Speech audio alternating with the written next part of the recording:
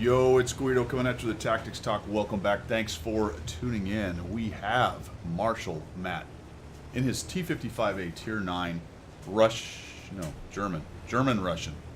It's a German tank. Well, it's a Russian tank, but it's the German nationality. The T-55A, which is a reward tank, prize reward, sort of a premium, but not really. Doesn't make extra credits. Will train any crew. I think it actually gives extra crew training, but I don't remember. It's Tier 9 anyway, and it's from the first set of campaign missions. It's the third tank you can get in the first set of campaign missions. So Marshal Matt has managed to get the T-55A. Good on him. We are here on Mannerheim line. Let me get this mini-map a little bigger here so we can see what is going on. He is headed across the north.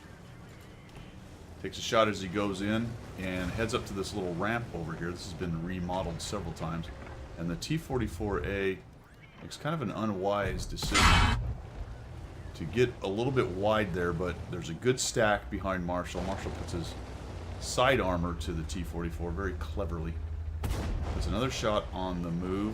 Pushes the FW-190 or whatever that was. I think it was a bigger airplane. Whatever that thing was. Maybe it was it a Soviet airplane? Don't know. Nope, it's definitely German. The Iron Cross on it. And, oh, there we go. Another shot into the T-44. So he went wide trying to stuff these guys, and Marshall takes another hit in there.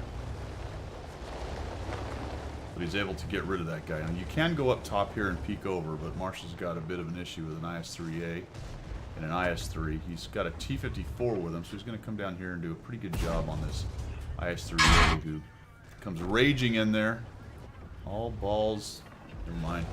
Anyway, he died. Oh, now the Pattons here. They really want to scrape Marshall and this T-54 LGD Nicky out of this spot because it's a really powerful spot. They can't do much, and they're really risking quite a bit. There's a big stack behind Marshall and the guy that's helping him back there. Finally, they get a shot in on that guy, knock him down. And it is looking like they've got this pretty well handled in this corner, but 54 takes another big hit. Now, there's an Object 430. Interestingly, the Object 430 did not want to play the poke game and get nuked by all those guys hanging out back there. So Marshall just starts picking at him. Actually puts a shot into the turret of the 430. He gets a little to the right of the mantlet on the flatter spot there. Puts another one as the guy's backing out. That might have gone into the lower hole. I don't know, but he ends up dying. The 1:30 p.m. gets him. I'm sorry, that was a KB5. What got the 112 killed him of all things? I wonder if he shot HE at him. That's possible. And another bounce on the top. There was another IS-3 over here. Marshall doesn't want to go up and over this ridge. Right now he's just showing turret. If he comes up and over, he gives the lower plate to the IS-3, but now the IS-3 has all kinds of company. Marshall almost had a shot right there. Really zoomed in, trying to get one, gets him tracked. Here comes the T-44-100 ends up getting him. And there goes the 112, driving by, acting like he did all that work. And Marshall was pushing in. A little clip on the 44.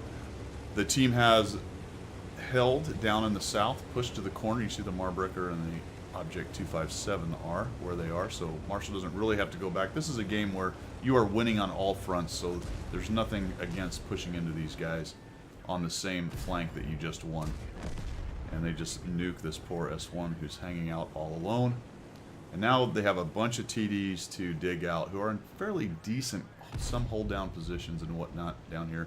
There's a bit of a crossfire with the Marbrecher and whatever else is over there.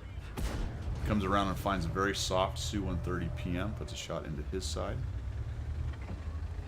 Looking to maybe finish this guy off. Auto aims, but then shoots into the ground because it's center of mass. Then he finds another target of opportunity. Looks for the track, nicely done. A track and damage, that's about the best thing you can do right there for sure. Maybe he would have kept going after the Ferdinand. But he died anyway. Maybe it was a case of where you figured he was going to die quickly anyway. The defenders hold down over here. We're just going to put the side of his turret. Give Marshall a nice shot in the side of the turret. Carefully aiming. Where's he going to go? Is he going to shoot? Maybe he's waiting for the turret to move. There's only 2 of them left. I might have just been pushed down in there, but let's see what happens. Puts another one in, but ricochet on that one. There you go, a little bit more high ground. Maybe you can put one into his upper plate and pin. No, that one ends up bouncing as well. That got his attention. He's looking every direction. And one somehow goes in. Press number 2. Heat with some more pin is able to get some more damage. We're at 4,412, 1,496 assist damage. Well played. Nicely done. Pretty much raffle stomp all the way along, but a good effort with the T-55A, showing really one of the strengths of this tank, which is to fight, hold down in these little depressions and just poke out the turret. If you have to, dab number 2 and start flinging that high pin heat downrange. And along with the other T-54, taking an aggressive forward position right here that you don't see a whole lot from the teams that spot in the northeast. That spot right there, though, on that ramp, provided you don't have the enemy team come around that corner and just peel you out of there really quickly.